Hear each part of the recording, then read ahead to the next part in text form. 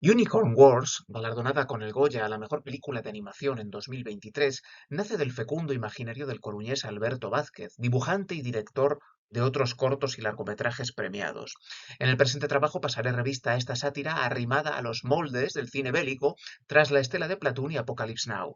No aspiro a agotar los múltiples significados de esta pieza. Me enfocaré en su mensaje ecologista a la par que examino la reelaboración de diversos motivos míticos bíblicos. En Unicorn Wars, los osos de peluche remiten al hombre y reflejan cual espejo distorsionador el patriarcado de la sociedad capitalista occidental. Si nuestra cultura ha privilegiado desde sus albores la fuerza corporal y el raciocinio frente a la delicadeza y el sentimiento, la de estas criaturas lleva al extremo la obsesión, asimismo actual, con el aspecto físico. Lo que estos seres de felpa anhelan es convertirse en los más adorables, pero este prurito presuntamente inocente no se corresponde con sus personalidades. Son ruines, ambiciosos y mezquinos. Con tal de obtener fama y aprecio, se engañan, humillan y hostigan unos a otros. Palpita ahí una crítica atemporal contra la hipocresía. En el plano artístico, dicha contradicción se manifiesta en el contraste entre el exterior mullido y dulce de los osos de peluche y su interior dominante y cruel, un reverso oximorónico que se insinúa en sus armas con puntas de corazón y en los ojos incrustados en su iconología divina. Se trata de una variante de masculinidad hegemónica cuquificada que parodia de manera encubierta otra más común, detonadora de alarmas fuera de la diégesis del relato. También reposa bajo esta capa de azúcar glacé un desmontaje burlesco de lo mono y del prejuicioso axioma que rige el vínculo entre el cine de animación y la audiencia de corta edad. Unicorn Wars exprime la tensión entre una estética almibarada y un contenido brutal, concebido para impactar a los espectadores que se presumen adultos. Además de los estereotipos de género, los poderes militares y el fanatismo devoto son puestos en tela de juicio en el guión. La plana mayor del ejército alude constantemente a Azulín, Gordy y el resto de la compañía como daños colaterales, esto es, como activos prescindibles, como accesorios de usar y tirar. Después de haberlo ascendido, el coronel llega a revelarle a Zulín que no les interesa erradicar a los unicornios, sino disparar las alertas de la población. El miedo es la herramienta de control que revalida su autoridad, a fin de cuentas, sobre la gente ursina. Pero la fe no se queda atrás. Bajo la consigna canturreada de unicornio bueno, unicornio muerto, himno doctrinario y uno de los mantras del campamento corazón, se enseña a odiar a estos équidos y a suprimir cualquier atisbo de empatía hacia ellos. Yace bajo este estribillo una condena tanto de la despersonalización de los enemigos durante los enfrentamientos armados, como de las coaliciones tácitas entre dos estamentos que se cubren las espaldas y que actúan en tándem para dirigir el futuro de las naciones. El papel que desempeñan los unicornios en la propaganda oficial es el de objetivo a batir. Son otros urdidos para desencadenar la repulsa instantánea de los ositos. Y es en este punto donde la pancarta se entremezcla con la narrativa religiosa para malignizar al adversario. He aquí la soflama, disfrazada de homilía, que da padre a los soldados. Cito: ¿acaso no es verdad que el osito es la verdadera creación de Dios? ¿Acaso no es verdad que el unicornio robó nuestras tierras fértiles, aquel bosque sagrado que nos pertenecía por derecho divino? ¿Acaso no es verdad que el unicornio debe morir? Muerte, muerte al unicornio, fin de la cita. Transcribo asimismo la profecía vertida en el libro sagrado de los Úrsidos, una suerte de pseudobiblia vuelta hacia el códice medieval. Cito: hace muchos, muchos años el jardín sagrado brillaba con la santa luz como el primer rocío de la mañana. Todos los animales vivían entonces como criaturas libres en la naturaleza, habitando el paraíso. Pero un día los ositos hallaron la casa de Dios, que dentro guardaba el libro sagrado que todo lo sabe. Y así, gracias a él, obtuvieron conocimiento, progreso moral y orden. El osito era superior a los demás animales, pues había encontrado al fin a Dios. Pero el unicornio, demonio envidioso, decidió declarar la guerra al pueblo elegido, y así comenzó la guerra sagrada. Nuestro pueblo cayó derrotado y los supervivientes expulsados para siempre del paraíso, condenados a vagar sin rumbo, humillados y vejados como pueblo, llevando para siempre el estigma de la derrota. Fin de la cita. Todo esto se nos descubre mientras se oye un canto gregoriano, una referencia evidente a la sacralidad del episodio, y se proyectan escenas de osos talando madera sin comedimiento, extractivismo, obedeciendo a un cura, incorporándose tras hallar este evangelio y, por último, vistiendo ropa. Estas dos características finales han sido empuñadas desde antiguo como argumentos para justificar la excepcionalidad humana y su elevación hipotética sobre el resto de los animales. Si reparamos en que el oso de peluche emerge como resultado de un proceso de tedificación, de domesticación simbólica de su exponente real, no podremos obviar tampoco su condición de trasunto del hombre. En otras palabras, el film apunta veladamente hacia nuestra especie y mediante esta alocución hace explícito el antropocentrismo que late bajo la piel del dogma cristiano. Lo reviste por añadidura de un barniz de prestigio a través de la evocación medievalista, o mejor, neomedievalista, que refrenda el peso de la tradición en el diseño de tales ideologías.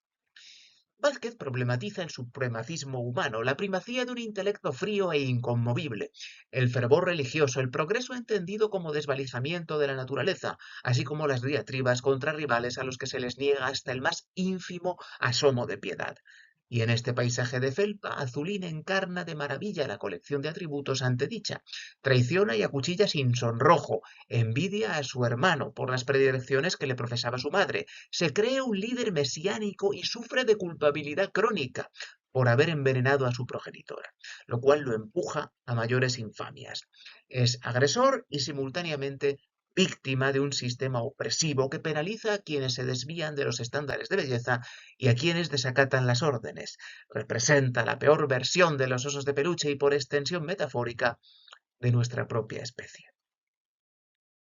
El otro polo de la cinta lo componen las criaturas del bosque mágico, un Edén perdido según la teología de los osos de peluche. También se trata de un espacio que reacciona ante el ánimo de los personajes, desplegando una diversidad de biomas nada despreciable. De ahí que, cuando se acercan a la ominosa capilla en ruinas del dios de los úrsidos, la paleta verde ceda el paso a tonalidades carmesíes y oscuras que anticipan el monstruo destinado a surgir del pecado de Azurín. Deviene ahora bien un radiante y ubérrimo soto europeo cuando María lo recorre en los compases iniciales del film mientras busca a su madre, y cuando la compañía del sargento Caricias irrumpe en él, se metamorfosea en una espesa jungla asiática que conjura imágenes de la filmografía bélica de Vietnam. La fauna que lo integra se asemeja a la que forma parte de nuestro mundo, pero se define por rasgos más tiernos y caricaturizados, por sus colores vívidos y por patrones de pelaje y de plumaje de fantasía. Lo constituye un paraíso plenamente vegetariano. Hay depredación, aunque la película apenas se centra en ella. Exhibe en rigor una nómina exigua de carnívoros, insectívoros y omnívoros. Proliferan, eso sí, más las aves cantoras y herbívoros como los ciervos y los conejos. Todos saben comunicarse entre ellos en el mismo idioma, comparten una conexión edénica a la cual renunciaron los osos cuando abrazaron su religión monoteísta. Este sutil enlace, lejos de erigirse en guiño a la ventriloquía del apólogo, confirma la separación radical de la otra especie, recordemos, vicaria del hombre, que ha preferido posicionarse por encima de las demás, rompiendo el pacto de igualdad por el que era gobernado el bosque mágico. O sea, que se ha acogido a un ideario antropocéntrico. Dentro de este abigarrado plantel de animales preponderantemente mansos, nuestros équidos son el alma de la selva y sus guardianes más fieles.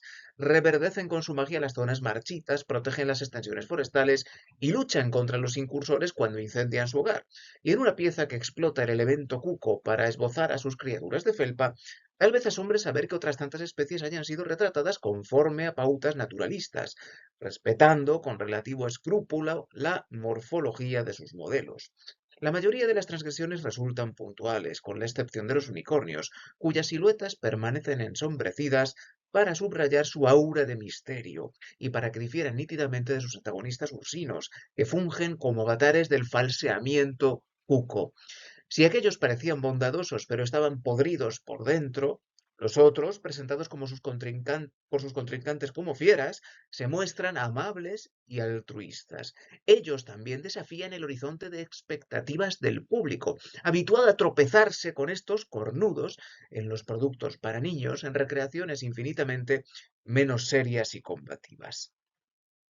Las reminiscencias bíblicas se propagan asimismo a la onomástica de estos seres. María aporta el ejemplo más emblemático. Su nombre sugiere una feminización de la figura de Jesús de Nazaret, que cristaliza en su rol sacrificial en la película. No es la única transformación de la materia cultural precedente. Los cuernos de los unicornios ya habían sido codiciados desde la antigüedad grecolatina por sus propiedades antitóxicas y curativas.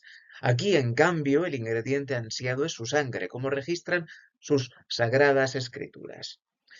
La persecución de esta ambrosía, cito, de sabor a arándanos, fin de la cita, una analogía gustativa que eufemiza la violencia, no brota del venero clásico. Varios eruditos medievales leyeron esta especie como alegoría cristológica a consecuencia del método para cazarlos descrito por Isidoro de Sevilla. Ofrecerle una dama virginal, Gordi, aquí funcionaría como equivalente lejano, para que salga de su escondrijo y puedan alancearlo en el costado. Los exégetas de la época no se demoraron en trazar paralelismos con el martirio de Jesucristo, potenciados visualmente por las heridas lacerantes que luce el primero en la iconografía crucígera y el segundo en los bestiarios.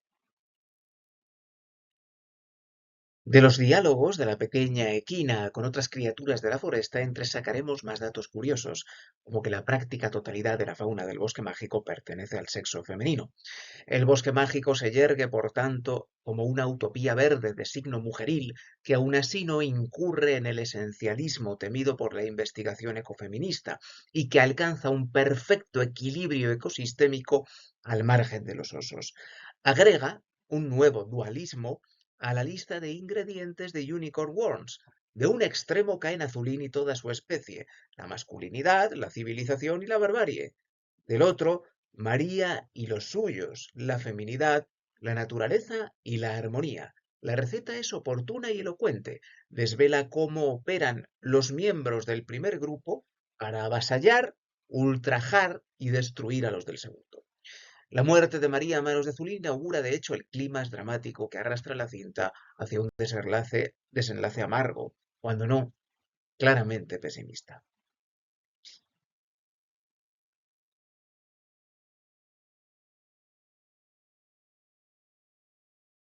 Blázquez ha reiterado en numerosas entrevistas el carácter de antifábula de Unicorn Wars, aunque la obra no anda ayuna de tesis ni de crítica social, no pontifica ni prescribe remedios, imprime antes bien una radiografía precisa de las variables que conducen a la aniquilación de otras etnias y del medio ambiente. Quizá en esa decisión radique uno de los principales aciertos de un film que no subestima a su audiencia, pero que tampoco pretende su complicidad integral y que no duda en arrojarla a situaciones incómodas para suscitar reflexiones de calado. Cerraré esta ponencia con el comentario de unos de los interrogantes pendientes de ser escudriñados y más intrigantes de todos. El cometido de los simios que moran los escombros de la ermita en el bosque mágico. Estos seres, inequívocamente masculinos, como distinguimos por sus genitales, se oponen al resto de la fauna femenina y aparecen como siervos de la deidad que engendra el lodo. Podrían ser un temprano presagio del albor de la humanidad por efecto de su parentesco evolutivo, acentuado en el segmento postrero de la cinta cuando, tras la batalla final, desfilan tras él en hilera con arreglo a un esquema frecuentemente replicado en los manuales escolares de biología que pueden ver en pantalla. Este bosquejo lleva implícitas ideas de gradación, de secuencialidad y de progreso lineal hoy controvertidas, del primate bestial al hombre, de los instintos al razonamiento, de la tribu a la urbe, embriones todas ellas de un sesgo anquilosado que la película cuestiona a fondo, la presuposición de la superioridad innata de nuestra especie. Con estas palabras hemos concluido. Muchas gracias por su atención.